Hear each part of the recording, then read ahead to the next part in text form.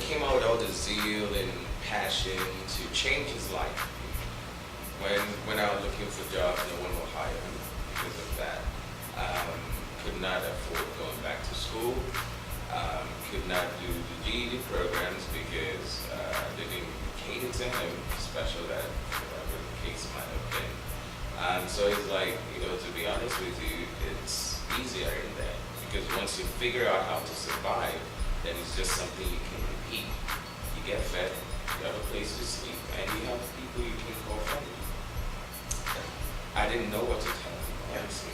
I would say it's hard. But for a young man at least, from this perspective, maybe for a lady it might be a little easier because somehow society has a way of lending out, an extra hand, but that brought to play a whole different kind of reality that, it was, if I would tell someone, well, you don't want to go to jail, I have to think about it over and over again, especially if they've been in for a while. That's a whole different story. Yeah. Right. A whole different story. Well, I think the first, not to cut you off, it's like a spiral, right? So if you're here and you're listening to this, you haven't come into contact with that other side of life. Exactly. Definitely Don't go. Definitely Don't go. It's once you hit that territory, then your whole perspective on life changes.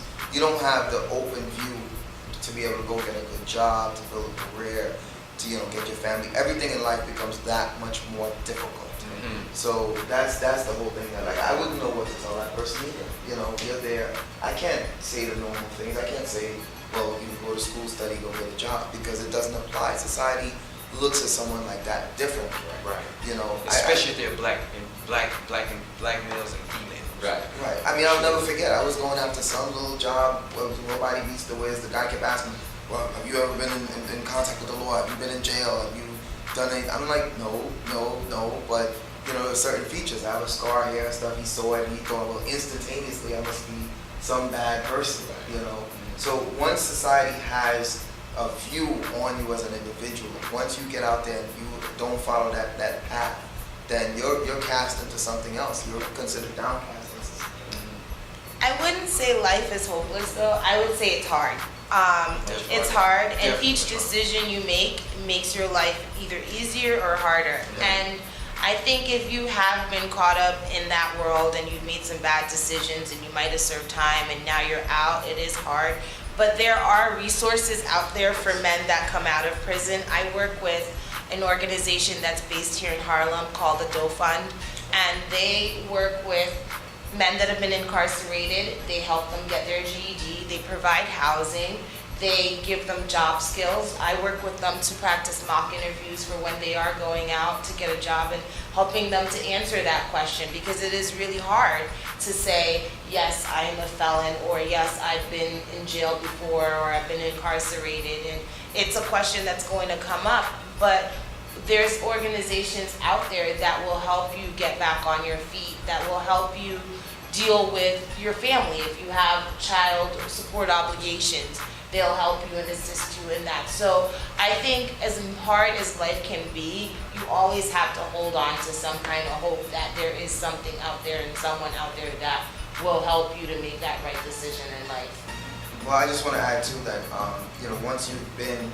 once you come across incarceration or you make one of those bad decisions, things like that, you always have to remember that you now come into a state where you have to kind of prove yourself back to everyone in society. So, maybe it might be a matter of someone coming out of incarceration that they have to go into like volunteer organizations, get something like on the positive side so they can kind of balance out and then they can kind of move up from there.